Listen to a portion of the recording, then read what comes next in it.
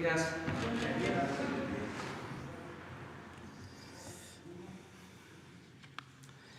Pues vamos a destinar la información de hoy a responder todas las preguntas, dudas que tengan. Si les parece, comenzamos.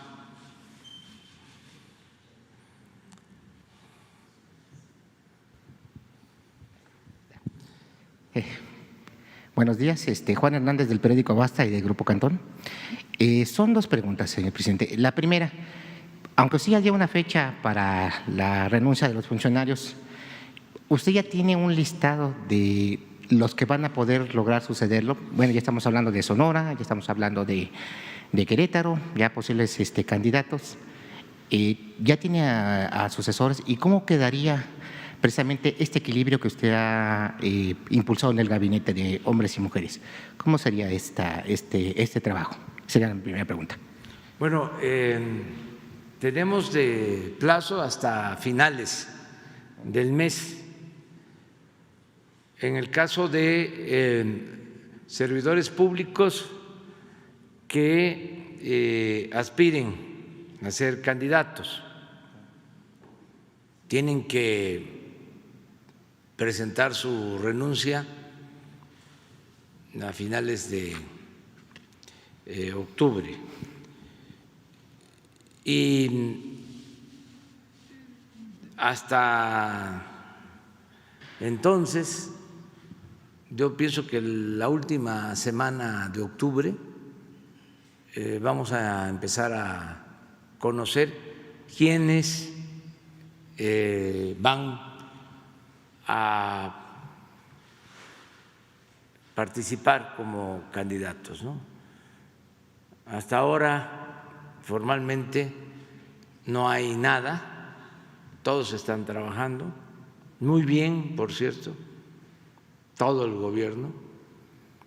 Tengo la dicha de contar con un equipo de trabajo muy bueno, de mujeres y de hombres comprometidos,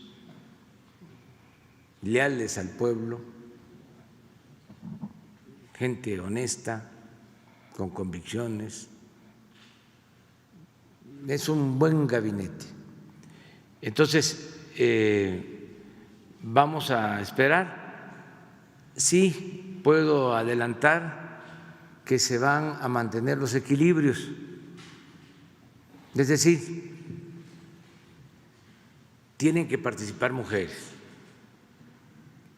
Entre otras cosas, este es el gabinete en toda la historia de México con más participación de mujeres. Y así va a continuar hasta el final. Ahora hubo un desequilibrio, bueno, hace relativamente poco, cuando hubo un cambio en medio ambiente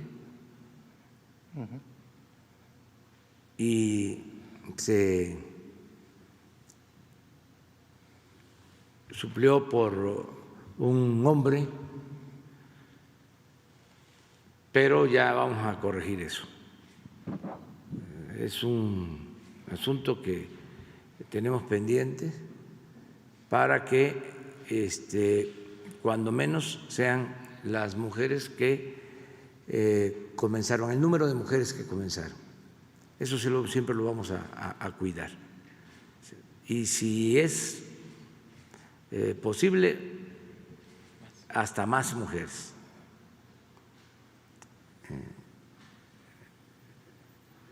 Pero vamos a esperarnos a finales de octubre de este mes. Segunda pregunta. Estamos ya prácticamente a la vuelta de la esquina del 2021. ¿Cómo se está preparando la 4T precisamente para blindarse de lo que es inevitable, una guerra de lodo? Ya acaba de mencionar lo que ocurrió con Reforma, lo que ha ocurrido con otros medios de comunicación, que ven de alguna manera cualquier pretexto para atacar lo que viene siendo como trabajo de gobierno. ¿Cómo se está blindando? ¿cómo va a garantizar que estos candidatos, no queden nada de ver? Fíjate esto. Gracias. Bueno, mi escudo protector es esta conferencia y mi ángel de la guarda es el pueblo. Si se tiene el respaldo del pueblo, si se cuenta con el apoyo de la gente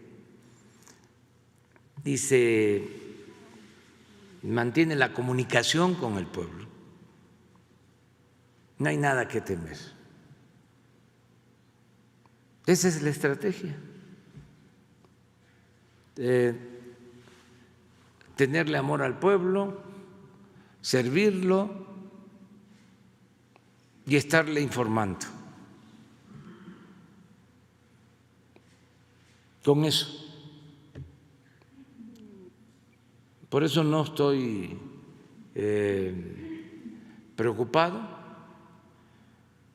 estoy ocupado en enfrentar las crisis de la pandemia y la crisis económica, pero con mi conciencia tranquila y trabajando por el pueblo. Se dice que en una campaña en Estados Unidos le preguntaron a Clinton sobre lo fundamental, o él mismo se interrogó y respondió: la economía.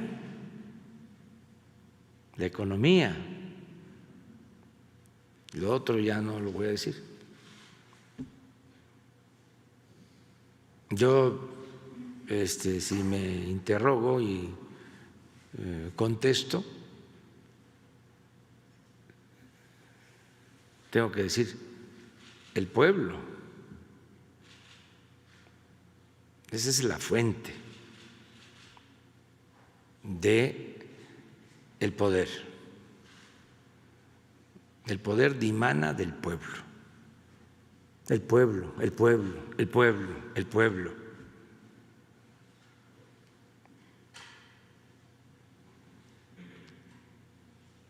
Y servirle al pueblo. Para eso estamos aquí. Y eso da mucha fortaleza, mucha tranquilidad, seguridad. Y eso es lo que estamos haciendo. Y la oposición, pues como es natural, como es lógico, vienen tiempos electorales, ya están las precampañas, aunque formalmente no se hayan declarado, ya muchas cosas se hacen con propósitos electorales. Esto de Chihuahua, que no nos permiten cumplir con el compromiso de entregar el agua a Estados Unidos, pues es electoral, sin duda, al grado de que si hubiesen cumplido con el compromiso, porque esto lo estamos tratando desde diciembre del año pasado,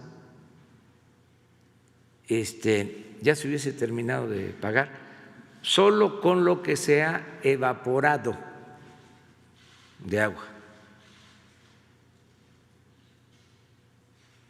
Lo que nos falta es lo que se ha evaporado por no permitir la entrega del agua, por poner por encima del interés general, del interés de la nación, los intereses particulares y el interés partidista.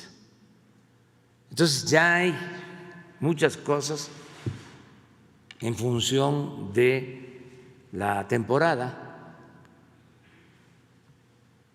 electoral y como tú sostienes, se van a intensificar estas acciones. Esto que tardaron tanto en aprobar en la Cámara de Diputados, lo de la desaparición de fideicomisos y de fondos, pues es un asunto completamente electoral, porque no hay ninguna razón.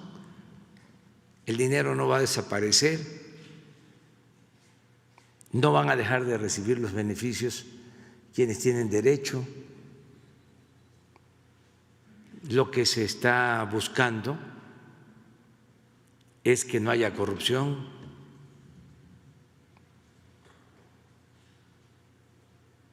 que haya transparencia.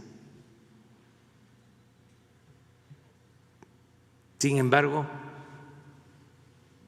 pues se aprovecha para hacer propaganda. Y así van a haber otras cosas. Pero es legítimo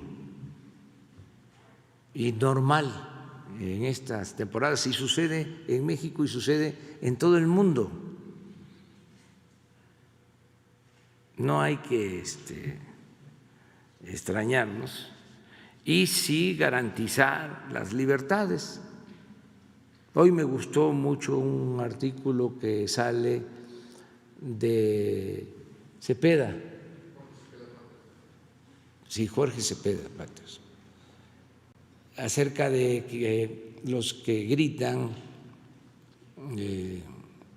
de que no hay libertad de expresión, pues no les asiste la razón, porque nunca, lo he dicho varias veces y lo voy a seguir repitiendo, desde la época del presidente Madero se había atacado tanto a un presidente como ahora. Nadie es perseguido, no hay censura. No estoy hablando a los directores o a los dueños de los periódicos o a los dueños de las estaciones de radio o a los dueños de las concesiones de televisión para que despidan a un articulista, a un comentarista incómodo, que nos moleste. No, hay libertad plena. No es como antes. Entonces, eso se va a seguir garantizando tanto en medios como también el derecho de manifestación. Les comento porque a lo mejor no se sabe. Nosotros hacíamos manifestaciones en el Zócalo. Bueno, eso sí es de dominio público, eso es sabido. Pero en los últimos tiempos, el anterior gobierno de la ciudad ya no nos permitía llegar al Zócalo.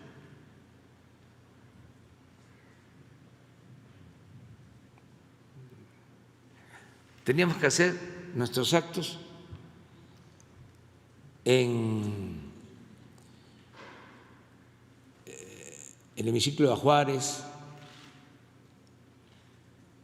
en Bellas Artes,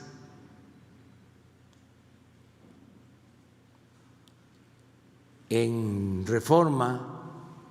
Me acuerdo cuando se intensificó la represión contra los maestros, cuando querían imponer la mal llamada reforma energética, y convocamos para defender a los maestros y detener la represión.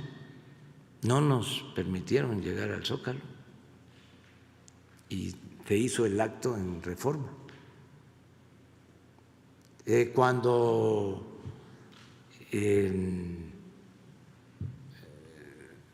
por protestábamos en contra de la reforma energética, tampoco. En algunas ocasiones tuvimos que hacer los actos fuera. Aquí no nos permitían, en el Zócalo. Ahora no, ahora es libre, tan es así que hay un campamento. Nada más estoy esperando que venga el señor Junco a colgar su hamaca. Yo se la voy a mandar de regalo. Y Ili Ortiz, que vengan a colgar su hamaca. Y todos pueden estar aquí y protegidos sin ningún problema. Nada más que no se vayan a querer quedar con el Zócalo, es decir, que no acaparen, que nos pongamos de acuerdo, porque ya nosotros vamos a empezar. Cuando termine de padecerse por la pandemia, vamos a estar informando, pero no va a haber desalojos. Es un acuerdo que desde ahora les propongo a los de Frena y a los de México Sí y a la BOA y a todos, que nos den cuando menos un día al mes, que nos permitan el Zócalo, un día al mes. Ese día, si están los de Frena, pueden moverse pues a una plaza cerca, terminamos y regresan. Si están los de México Sí, lo mismo, nada más para ser equitativos, que haya igualdad, que todos tengamos posibilidad de manifestarnos. Es la respuesta a tu pregunta. Vamos aquí.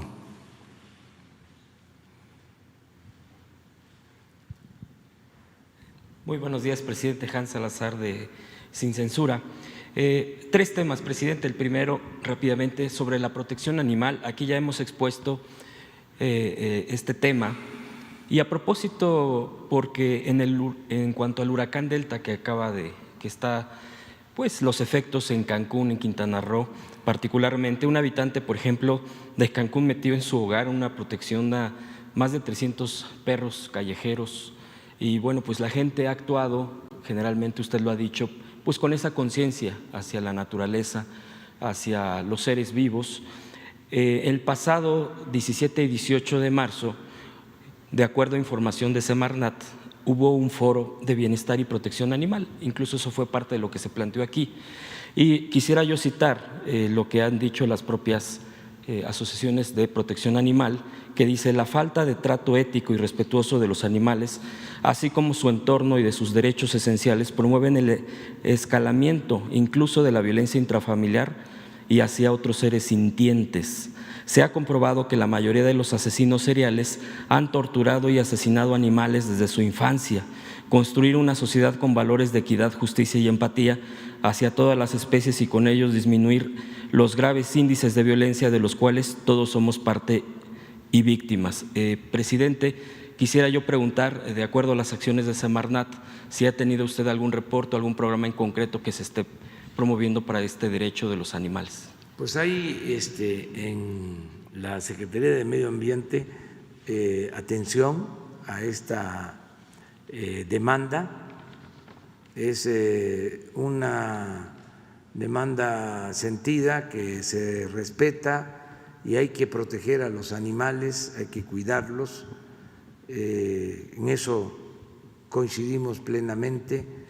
y hacer todo lo que se pueda para crear conciencia en la protección de los animales, el cuidado a los animales, el amor, el cariño a los animales, de modo que vamos a mantener esa misma política y la Secretaría de Medio Ambiente está trabajando y es admirable lo que hacen muchas asociaciones y personas de manera voluntaria en bien de los animales. Había comentado, presidente, incluso esa ocasión de este año cuando le había planteado el tema sobre que incluso se exploraría el tema de una campaña para promover la protección de los animales. No sé si siga en pie. Sí, lo vemos. Tenemos ahora pues, 2 campañas, ¿no?, que queremos darles tiempo para que penetren, para que se internalicen. Una es lo del consumo de drogas, el prevenir del daño que hacen las drogas, sobre todo dirigida a los jóvenes. Esa campaña no la vamos a dejar en todo el sexenio, en todos los tiempos que tengamos, los espacios en medios de información se van a utilizar con ese propósito, porque si no combatimos el consumo, si no se reduce el consumo, no vamos a poder salir adelante. Y consideramos que con lo que se está haciendo de atender a los jóvenes, de que tengan posibilidad de trabajo, de que tengan posibilidad de estudio, la moralización de la vida pública, el ejemplo de rectitud que se está dando desde el gobierno y la información sobre el daño que causan las drogas, lo peligroso, lo destructivo que son, sobre todo las drogas estas químicas que tienen que ver con el fentanilo, el cristal, todo eso que destruye. Pensamos que sin seguir ocultando información como se hacía antes, que estos temas no se ventilaban en la televisión, en la radio, en los periódicos, o no había campañas para esto. Al contrario, ganaban mucho en presencia las series que en algunos casos, no en todos, hacían apología de las drogas o vinculaban, como lo hemos venido diciendo, el mundo de las drogas con el paraíso. Entonces, tenemos que contrarrestar todo eso, mostrar cuál es la otra cara de la moneda, ¿no?, la amarga realidad. Esa campaña tiene que continuar. Y la otra campaña es la de una buena alimentación nutritiva, que tampoco se hacía, para no consumir productos chatarra con excesos de azúcares, de sales, de grasa, todo esto que daña. Ya hemos hablado de que no se trata de estigmatizar, satanizar a los productos industrializados, no echarle la culpa al consumo de estos productos de enfermedades como hipertensión, como diabetes, que está también demostrado que son hereditarias en un porcentaje considerable, pero que sí estos productos precipitan esas enfermedades, las agravan o se pueden adquirir esas enfermedades si hay excesos, si hay obesidad, si hay mala alimentación. Entonces, esa es otra campaña. Y no solo lo de alimentos, sino el ejercicio, el deporte, son las dos grandes campañas que se tienen. Pero en la medida que podamos tener tiempo en medios, pues hay otras y no descartamos esta de defensa de los animales, el cuidado, la protección de los animales.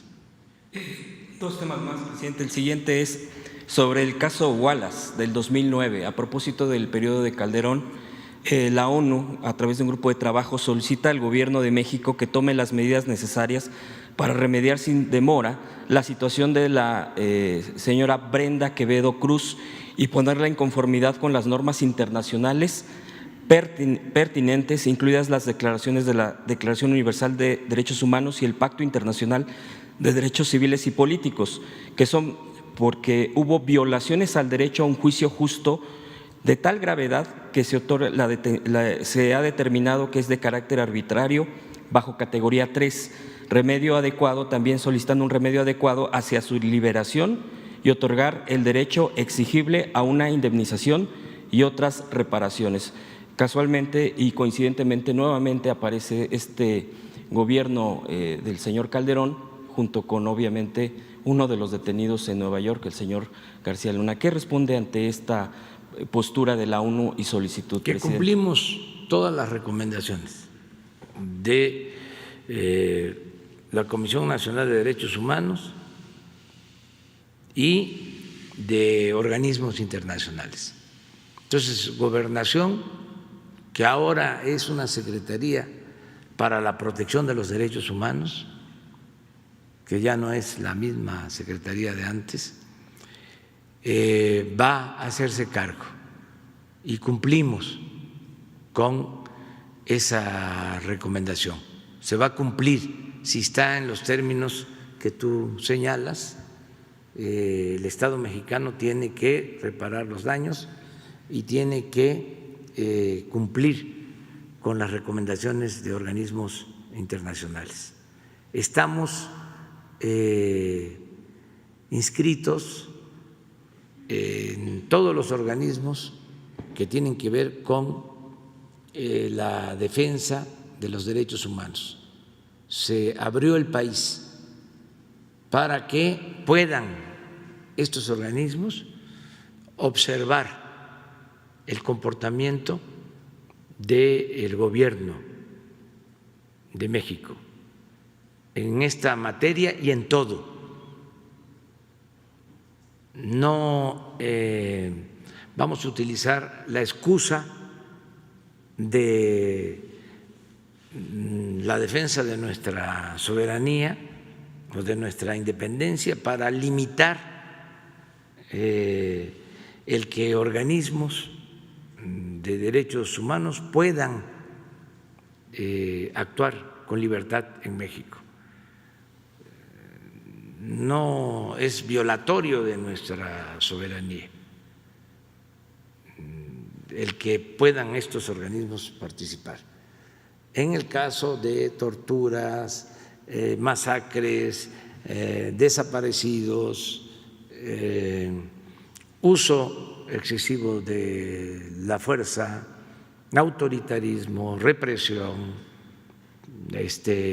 estamos abiertos al escrutinio público mundial y aceptamos todas las recomendaciones de estos organismos, sobre todo lo que tiene que ver con la ONU, con organizaciones internacionales serias. Incluso, presidente, en este mismo tema, porque la ONU también insta a investigar completa e independiente las circunstancias que rodearon esta privación de la libertad de esta persona que está presa todavía. Sí, también investigar. Sí, en este caso hay seguramente denuncias en la Fiscalía y hay que pedir informes a la Fiscalía General, porque se debe de estar investigando el caso. Había un ambiente en ese sexenio de mucha represión, de mucho autoritarismo, de querer resolver los problemas con el uso de la fuerza. Era el diente por diente, ojo por ojo. Era eliminado, masacrado, pensando que con eso se iba a resolver el problema. Bueno, por eso fue que declararon la guerra. Imagínense enfrentar un problema que tiene como origen la desigualdad social, la pobreza, la desintegración de las familias, la pérdida de valores,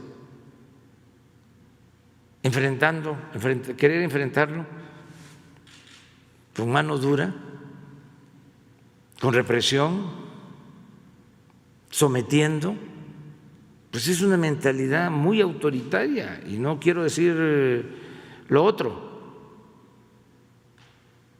o diría en extremo autoritaria. No había ninguna consideración. Revisen los discursos de entonces para enfrentar el problema, por ejemplo, atendiendo a los jóvenes. No se vinculaba, eran como dos mundos. Era acabar con la delincuencia sin tomar en cuenta las causas,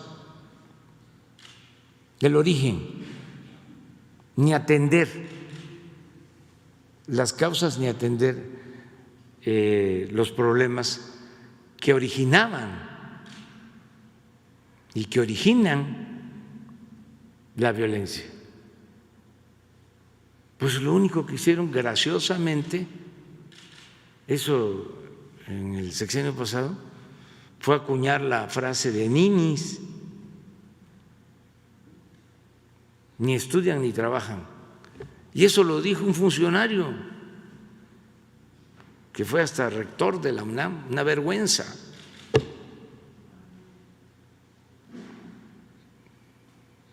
Entonces son ninis, o ahí están los halconcitos a las entradas de los pueblos, ahí están en las gasolineras. ¿Y qué se hacía por los halconcitos? ¿Y qué se hacía por los ninis? Nada. ¿Qué se hacía por los jóvenes?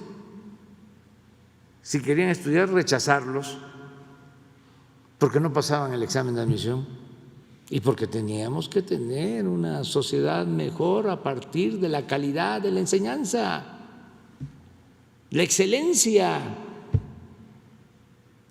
Y el que no diera el ancho, discriminado, marginado, como si la escuela no fuese el segundo hogar. Si el joven no va a la escuela, ¿dónde se educa? ¿En la calle? No es el maestro el que tiene de guía, es el jefe de la pandilla, el jefe de grupo, el que lo está conduciendo. Pero esa es la concepción conservadora. De modo que era un ambiente que se creó, se hablaba de limpieza, de arrasar, o sea, mucho exaltando este afán autoritario que existe en sectores de la población, de gente que está a favor de la pena de muerte, y como son muy hipócritas, pues no lo dicen, pero sí practican cuando se puede lo de la ley del talión. Eso, vamos a decir, aceptando sin conceder, como dicen los abogados, lo puede aplicar el ciudadano, la gente es libre de pensar lo que quiera, pero un gobierno cuyo propósito fundamental es conseguir la paz y la tranquilidad a través de la impartición de justicia, ¿cómo va a sustentarse en el uso de la fuerza? Querer resolver el problema con mano dura, no me va a temblar la mano, con cárceles, con leyes más severas, con el uso de las fuerzas, con masacres, con violaciones a los derechos humanos. No les comentaba, pues, que se decía en el ejército, cuando daban la instrucción arriba, y esto venía de los civiles, ustedes hagan su trabajo, les decían, y nosotros nos hacemos cargo de los derechos humanos. Imagínense, pues es licencia para violar todos los derechos humanos. Si de arriba les dicen, ustedes actúen y nosotros nos encargamos de los derechos humanos. Y como realmente tenían controlada la Comisión de Derechos Humanos, pues nunca pasó nada. Por eso se enojaron también cuando hubo el cambio en la Comisión de Derechos Humanos, porque pues ¿dónde estaba la Comisión de Derechos Humanos cuando lo de Ayotzinapa? Y cuando se cometían masacres. Entonces, este tema se va a tratar, son tiempos distintos y no es un asunto que en contra de la señora o por la postura de la señora. Ella también tiene como ciudadana el derecho a la defensa y garantizar que ella de sus elementos y que haya legalidad plena.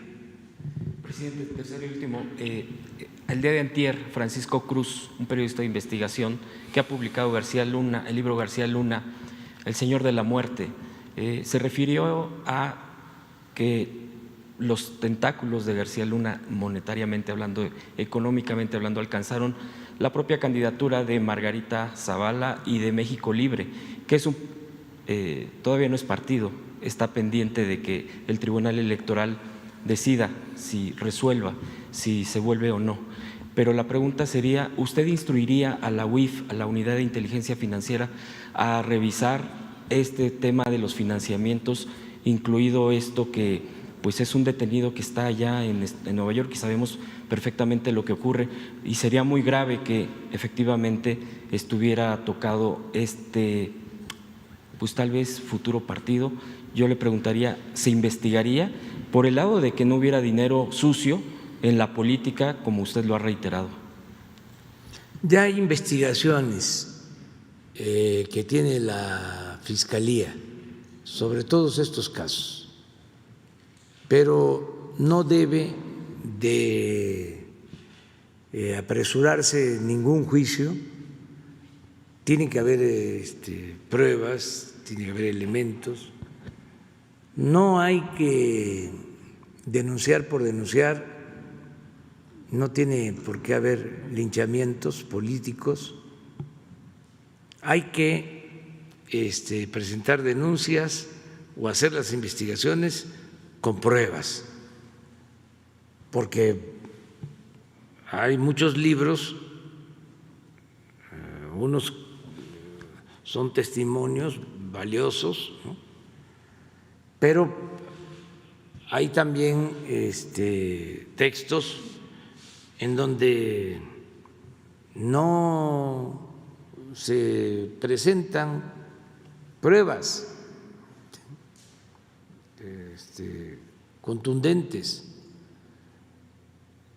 Entonces hay que esperar a que terminen las investigaciones, pero la Oficina de Investigación Financiera tiene todo, tiene información. No sé exactamente porque no hay una solicitud que yo sepa de la Fiscalía, pero sí hay pues mucha investigación sobre todo el manejo del dinero, sobre la procedencia del dinero. Eso lo tiene la Fiscalía. De todos los casos, estos más sonados, lo de García Luna, todo lo relacionado con esa investigación y mucha información. El encargado de la oficina, Santiago Nieto, les puede informar. Vamos a invitarlo un día a ver si no se viola el debido proceso, pero a ver a qué puede él decir.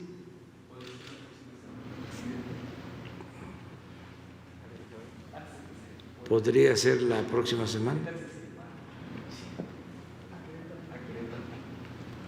Ese es otro asunto. No, pues que vengan, ya lo invitamos a Santiago y le hacen todas las preguntas, nada más con la limitante de lo del debido proceso. Remesas, presidente. A ver, remesas.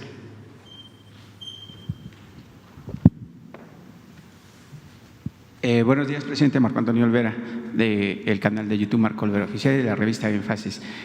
Buenos días a la gente que lo ve y lo escucha. Le voy a hacer 3 cuestionamientos, presidente. El primero con el tema de las remesas. México recibió 22.821.5 millones de dólares en remesas entre enero y julio del 2020, lo que representó un aumento del 10.01% con respecto al mismo periodo del 2019, pese a las afectaciones por la pandemia del COVID-19, según reportó el Banco de México este pasado martes de esta semana. Y pese a que el diario New York Times, el pasado 20 de abril de este año también, diagnosticó el rotativo que las remesas de nuestros mexicanos bajarían en un 20%, lo cual es una mentira, falló el rotativo en ese diagnóstico. ¿Por qué destaco esto de las remesas, presidente? Es una paridad o una comparación, porque usted, su gobierno, el pasado lunes, firmó un acuerdo con los banqueros e integrantes del Consejo Coordinador Empresarial que encabeza Carlos Salazar Lomelí y que en su momento también fue director de FEMSA, esa empresa que distribuye Coca-Cola, el refresco más mortífero que cualquier ser humano pueda ingestar. Bueno, entonces, presidente, y en contraste, quiero decirle que entre enero y julio de este año, particulares y empresas mexicanas sacaron su dinero y lo enviaron a los bancos de los Estados Unidos. Es decir, crecieron 20% sus ahorros de estos empresarios y particulares en los bancos de la Unión Americana, con la fabulosa cantidad de 86.802 millones de dólares. Presidente, realmente esos empresarios que estuvieron aquí junto a usted, frente a los mexicanos, frente a la prensa, ¿usted los tiene identificados como aliados de México o solo actúan como verdaderos usureros, como en la época del hacendado, donde ponían a trabajar a los peones, a los clachiqueros, a los campesinos y a los capataces para su beneficio y al final mandaban toneladas de oro y plata a la vieja y ahora ya anquilosada corona española? Bueno, miren, los empresarios de México están ayudando en el desarrollo nacional, porque permanentemente, cotidianamente, mantienen sus actividades productivas. Hay solo registradas en el Seguro Social cerca de 1 millón de empresas. Eso es una actividad permanente. Incluso con la crisis, afortunadamente se mantuvieron la mayoría de las empresas. No hubo mortandad de negocios, como también se pronosticaba. O hubo, pero no en la cantidad que se pensaba. Entonces, eso hay que tomarlo en cuenta.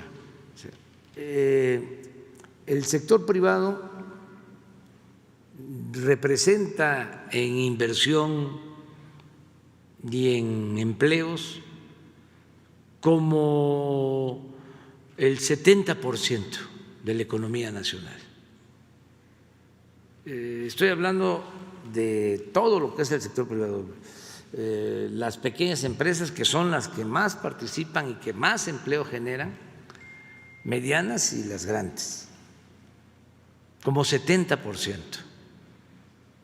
El resto es el sector público y el sector social, así en términos muy generales. Si vemos la inversión anual que llega al país o lo que se invierte en México, ahí sí las remesas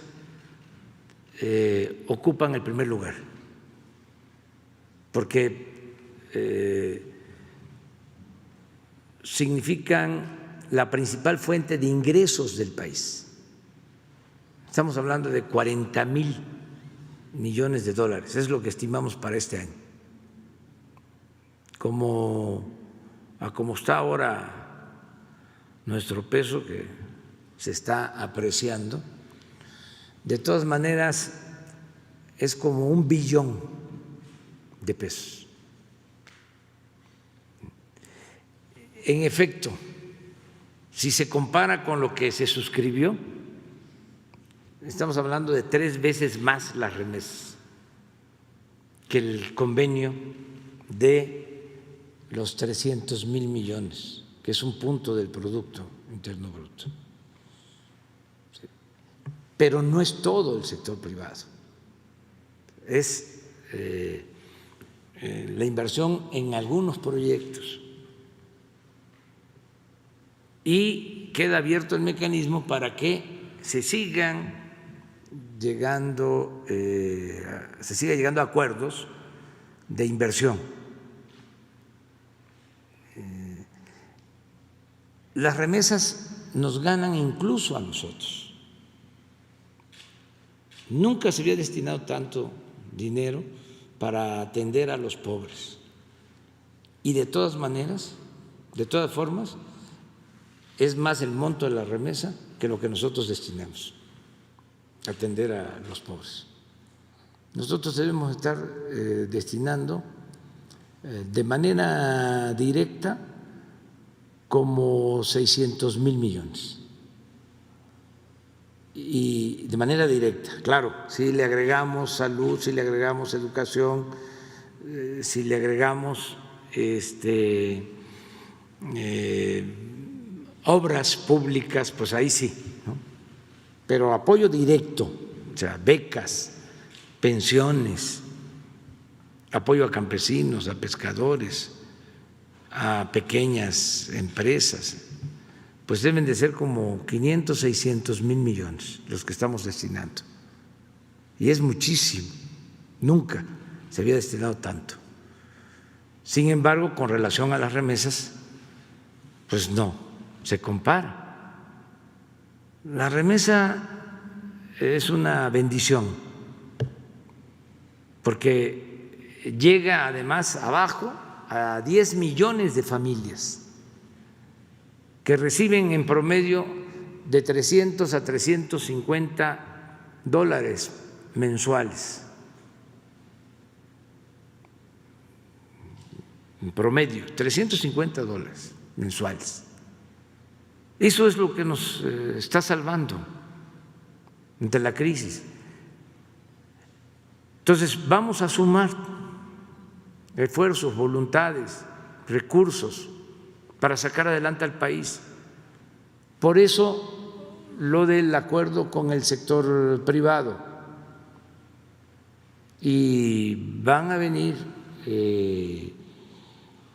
otros proyectos y va a seguir creciendo el monto de inversión.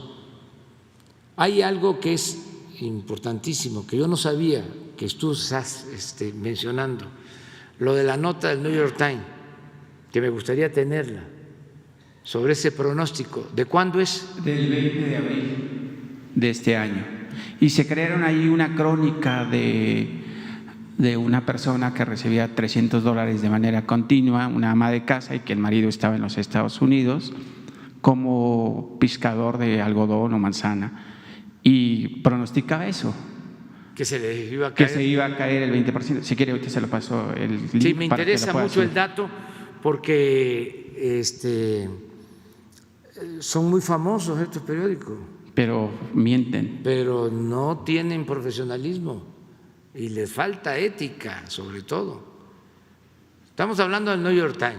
Sí. O sea, porque apantallan, ¿no? New York Times, Wall Street Journal. Ya salió en el Financial Times, ya salió en el Washington Post.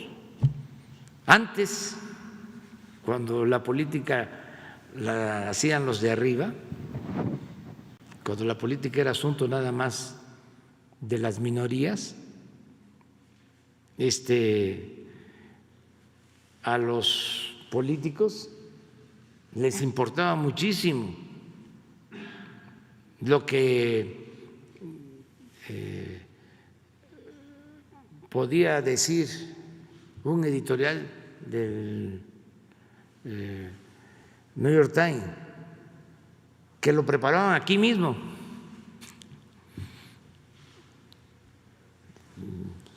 Krause, me acuerdo que su artículo sobre el Mesías tropical lo publicó allá, le abrieron el espacio. No sé si en el Washington Post o en el New York Times, pero muy… El 29 de abril del 2020. Sí, es que así estaban los pronósticos. vamos a tener este dato. No, es importante. Si quiere le leo el texto. Bueno. Las remesas de los inmigrantes se reducen por la crisis del coronavirus. Es una nota de Kirk Simmel del New York Times, publicada el 29 de abril del 2020. Cada año, los trabajadores que migran envían miles de millones de dólares a los hogares. La parálisis económica provocada por la pandemia del coronavirus amenaza esos ingresos. Más de un mes ha pasado desde que María Alejandre, junto con otras familias de Aporo, México, recibió de su esposo, quien trabaja en Estados Unidos, era su única fuente de ingresos. Alejandro Segarra, por The New York Times, ahí lo tiene el crédito del reportero. El dinero llegaba con la precisión de un reloj, $300 cada 2 semanas, enviados por su esposo, un jornalero e inmigrante indocumentado, que vive en Indianápolis. Era la única fuente de ingresos para María Alejandre y 6 de sus familiares en Aporo, un pueblo pequeño en el estado de Michoacán, al oeste de México.